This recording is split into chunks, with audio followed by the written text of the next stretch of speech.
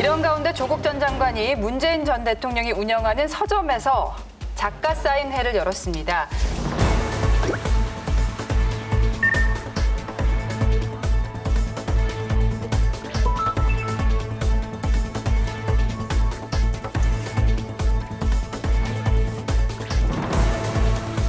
국민 여러분의 그런 성원 덕분에 여기까지 온 것 같습니다. 앞으로 열심히 또 살아보겠습니다.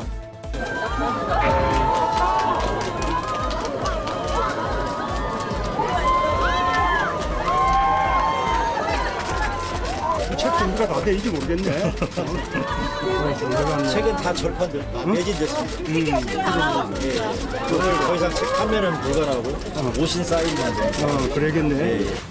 조국 전 법무부 장관이 총선 출마 가능성을 처음으로 시사했습니다. 현행 법체계 안에서 소명이 힘들 경우 정치적 방식으로 해명할 수 있다는 겁니다. 비법률적 방식으로, 예를 들어서 문화적 방식, 사회적 방식 또는 정치적 방식으로 자신을 소명하고 해명해야 될 본능이 있을 것 같고, 복수의 정치권 관계자는 조 전 장관이 문재인 청와대 출신 인사들과 서울 지역의 사무실을 찾는 등 연내 출범을 목표로 창당 준비에 들어간 걸로 안다고 했습니다. 지난달 22일엔 민주당과 소수정당의 연합으로 200석을 확보하자는 글을 SNS에 올리기도 했습니다.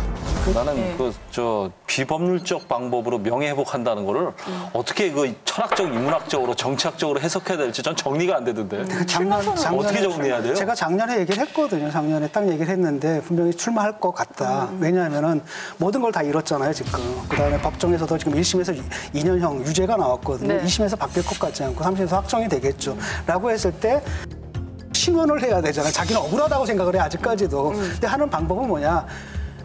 법적으로 힘들잖아요. 그렇게 되면 선거에 나가서 당선되는 것이 유권자들로부터 약간 용서를 받았다는 하나의 상징적인 사건이 됐기 때문에 거기다가 자기 명예회복을 위해서라도 거기에 끌릴 유혹을 느낄 것이다라고 얘기를 했는데 아니나 다를까 책을 내고 막 여기저기 북콘서트를 하더라고요. 그래서 이게 움직이기 시작하는구나 하더니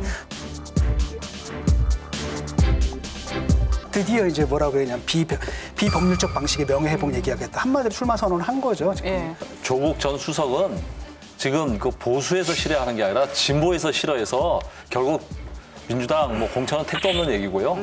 출마 자체가 쉽지 않을 거예요. 아니 법적으로 불가능하잖아요. 6개월 전에 입당을 해야 되는데 지금 입당이 안 된 상태잖아요.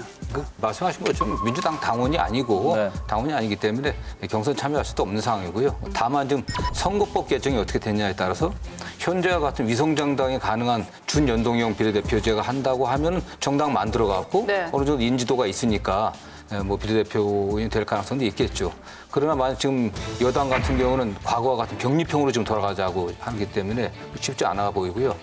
다만 어쨌든 본인이 비법률적인 방법으로 명예를 회복해야 된다고 말씀하시는데 정치를 한다는 것 또는 국회의원이 된다는 게 명예회복의 과정은 아니거든요. 그리고 본인도 어쨌든 민주당 당원은 아니더라도 민주당과 거의 어떻게 보면 괴를 같이 하면서 활동해 오지 않으셨습니까? 저는 민주당이 내년 총선에서 승리해야 된다. 저는 여기에 공감해야 된다고 보고 있어요. 그렇다고 하면은 거기에 맞게 하지 않겠나는 그런 기대를 해봅니다.